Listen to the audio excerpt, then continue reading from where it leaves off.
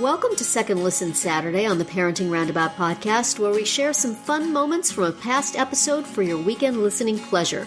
Look for new episodes every Monday through Friday.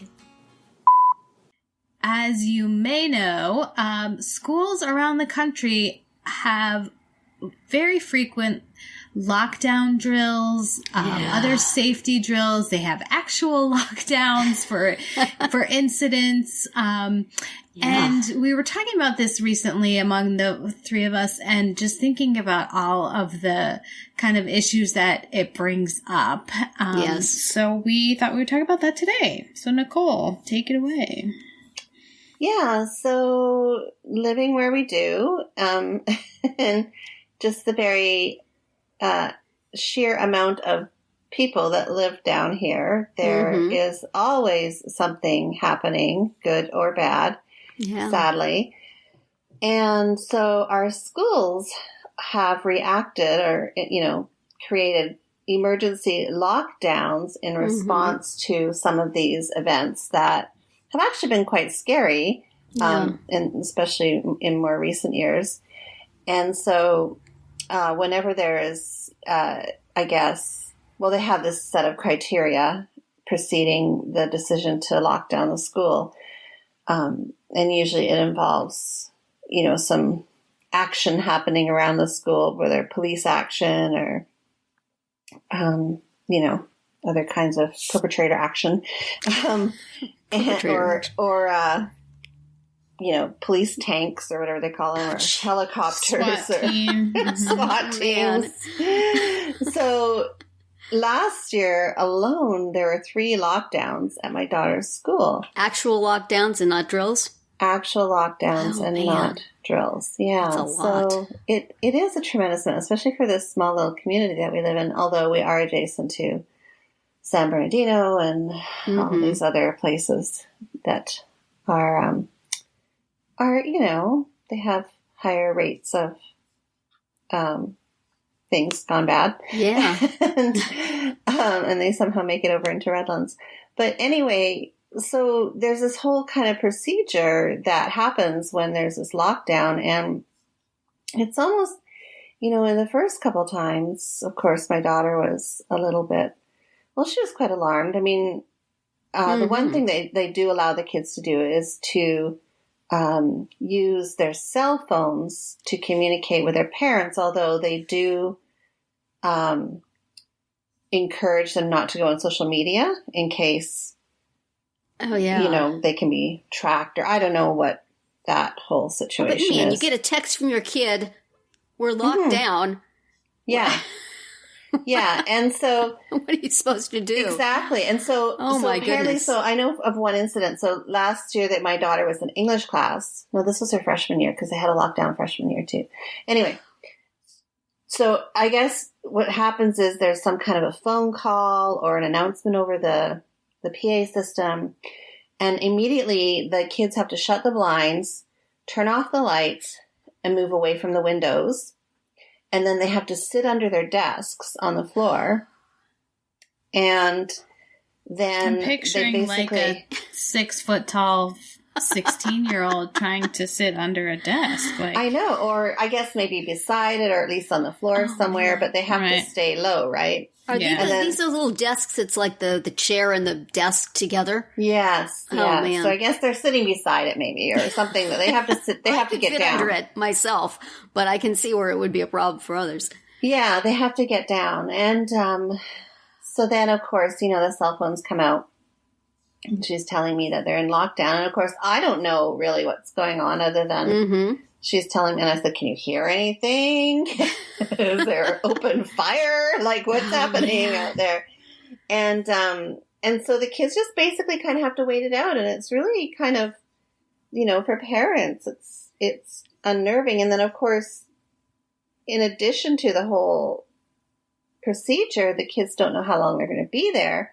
Yeah. And there was an incident a couple years ago in our school district where one child had to use the bathroom and couldn't get to the washroom. And so there was the garbage can alternative. And so then the district decided that was humiliating. And so its place, they put these big orange Home Depot buckets in the because that's different how? And that's less humiliating how? Yeah. That's less humiliating. Oh my goodness. Is there at least a curtain in front of it or something? I have no idea. That's a really good question. Like, where would you go? Everybody turn around while I take this plug bucket. your ears. Oh goodness. So, yeah. And then It's terrifying. Yeah, it is. And of course there's that whole loss of instructional time and Yes. I guess my point is that it's becoming common, and my daughter just kind of brushes it off now. Like the first couple times it was like, Mom, we're on lockdown, and I'd be like, yeah. I was telling the other parents, and we were all like listening to the news and wondering what was going on, and now it's just kind of like, okay, here we go again. Just play your game on your phone, wait it out. It'll be fine. So even the drills they take a long time. I mean, I happened to be in one of my son's classes last month, and they were going to be having a drill like later that day or that week or something. Mm-hmm. Or no, they were going to be having it on a subsequent day because the teacher was talking about them. They would be in that room, and, where exactly would they go and what they would do and how they had to sit still and be quiet for 20 to 30 minutes. And I mean, I couldn't do that. Right. Like, I don't know how a 10 or 12 or 17-year-old can do that. Yeah. Or God forbid a 5-year-old. My kids certainly can't. Yeah. That was always a problem for my son. And I would get notes home saying that I should explain to him the importance of this and, tell him that he has to sit still. And it's like, he has a neurological disability. Yeah. He can't, it's like, hit him over the head with something, he'll sit still. But other than that, there's no off switch. I mean, I always thought that probably if there was an actual event and there was gunfire and it was clear that something was going on, possibly he would have been so scared that he would have sat still. But those drills are just nothing. It's just at some point in your day, everybody says, okay, let's everybody sit on the floor and be quiet for half an hour. That's hard. That's really hard. Like, I think that's hard for all kids, and certainly it's even harder if the kid has a disability or a condition that would make it more difficult for them. It's not possible. Yeah. No, and that's, I mean, I'm not sure how things go in the special ed contained classrooms. I'm not sure what the situation looks like there, but at least with my daughter's classes, they can pull out their phone, and that keeps them relatively quiet and busy. Yeah.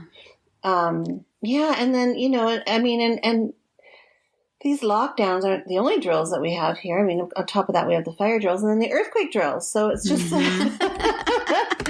what are we doing living here? I don't know. What do they do for the earthquake drills? I know we used to get under our desks, but I think that was an atomic bomb drill, which we always, as we were doing it, thinking, well, this is completely ridiculous. This is not going to help at all. Yeah, no. So for earthquake drills, they have to actually leave the building, and they all walk out to the either the football field or the soccer field. Oh, and just hope a big hole doesn't open up in the ground. Yeah, or just hope. Yeah, but that's better than being stuck in a building. There's not enough doorways in the building for everybody to stand under one. Apparently not. So no, I think they all congregate on the soccer field on the south side of the campus.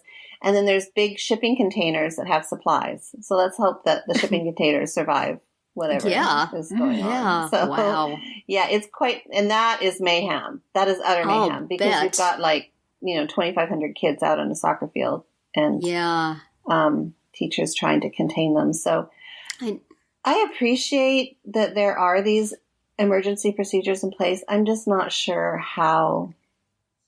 I guess maybe they're the best way possible. I'm not sure. Yeah, it's one of those things. It's a necessary thing, and yet I question how much good it actually will do. Mm-hmm. You got to do something. You got to prepare kids for it somehow, and you got to not have them do it for the first time when they really have to do it. But at the same time, I'm not sure the disruption is worth, because one would hope that in most schools, it will never actually be necessary. Mm-hmm. But I know in our school, I live right next door to a high school that has thousands of kids. It's a big high school. And one time I think they did an evacuation that I remember, because I think I was at the elementary school, which is a little bit of a walk away from it. And they had to take the kids, evacuate the kids from the school and divide them over like 3 or 4 locations because there was too many to go to one place. So some of them were going to this, every class had a designation. You go to this school or you go to this other school. Some of them were walking up the street to another school. Some of them were on buses.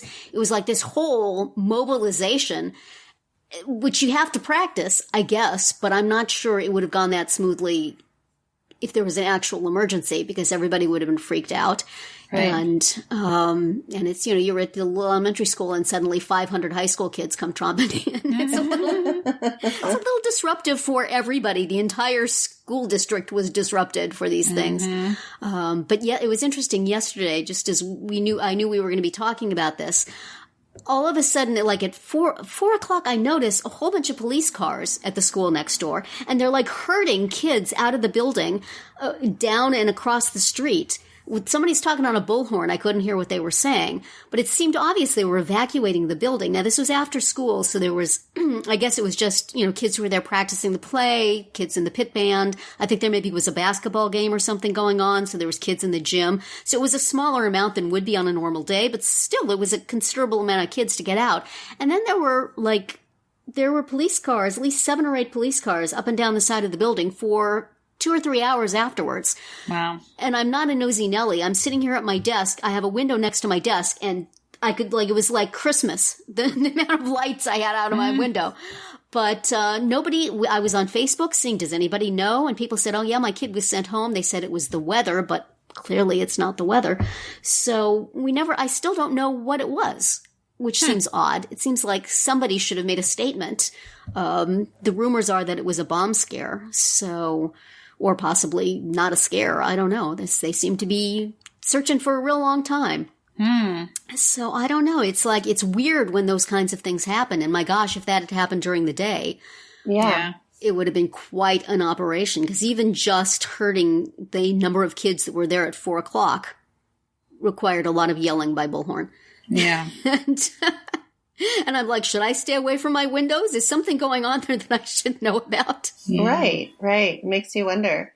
Now, what about you, Catherine? Do you guys have cold weather drills? Do you have winter blizzard drills? There was one time when it was like the second day of school or something, and there was a tornado warning or something that required them to.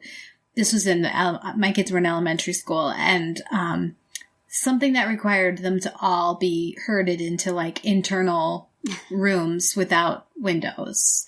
And apparently my son, who was 6, just thought it was fun. He didn't care. My daughter, who was older, was completely freaked out and crying and really upset.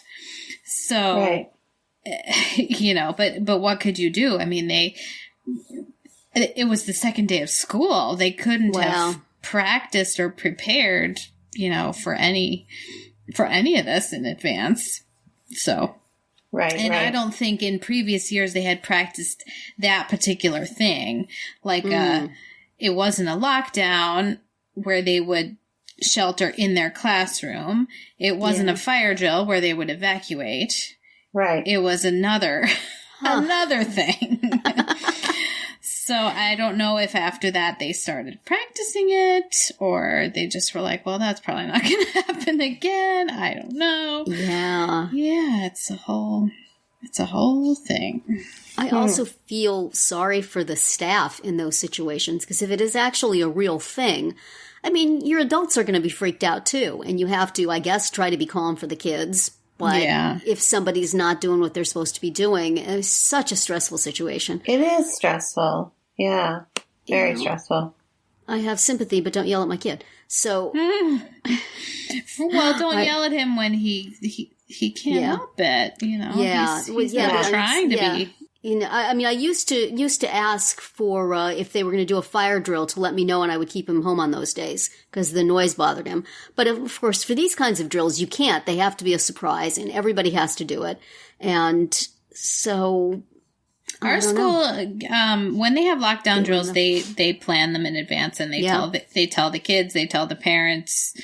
They definitely keep you informed, and because they say, you know, you won't be able to enter the building or call us or, you know, anything during that half hour.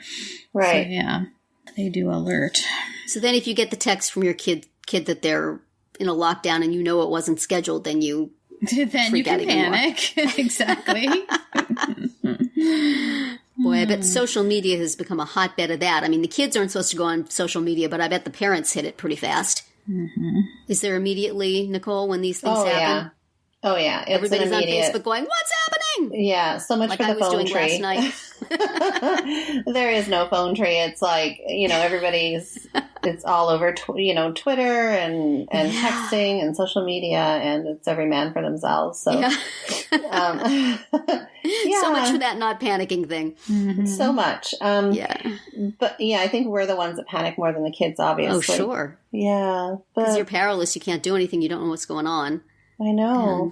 So it's just, it's not something I ever thought we'd have to deal with. The only thing that, when I was teaching, we dealt with fire drills. And then when I moved to Vancouver, we dealt with earthquake drills as well, but not these lockdown situations. So have your kids ever been in a school when something actually, when there actually was an earthquake? I was in university when we had an earthquake, but it was so quick, and none of us really realized what it was or what was going on. And that was kind of the funny thing. We all just kind of sat there and looked at each other. That's what I like about earthquakes. And then by the time we realized what it was, we just, okay, that was it. Like the windows shook, but and the desks moved. But you don't have all that advanced panic. You only have panic in the moment. No, yeah. So, and knock on wood, nothing's happened since. So, yeah. Well, really bad earthquakes, I think, generally in my experience, are early in the morning. So, people generally aren't at school. Yeah, that is true. They're a little bit, morning or late at night. Right. I find the ones that I was involved in, I was home. So, yeah. I don't know. It's a weird world. That our kids have to deal with this. Yeah. It is. And the teachers have to deal with this. And, my sympathies. I can't think of any good way, really, to do it. Every way to do it is wrong or problematic. But, boy, do they have to figure out a way to help kids go to the bathroom in these situations. A bucket, that is just horrifying. That is never, ever going to be used. Yes. It's like, could I just go out of the room and be shot, please? Yeah, I would. I think most high schools, at least girls, would either hold it until they die or prefer to go out in the hall in the midst of active gunfire. Yes, a big bag of Depends in the corner, maybe, and just everybody can just go discreetly put one on. There you go. Hi. Emergency preparedness. There you go. It's just causing kids to ask to go to the bathroom every 15 minutes, just in case. Right.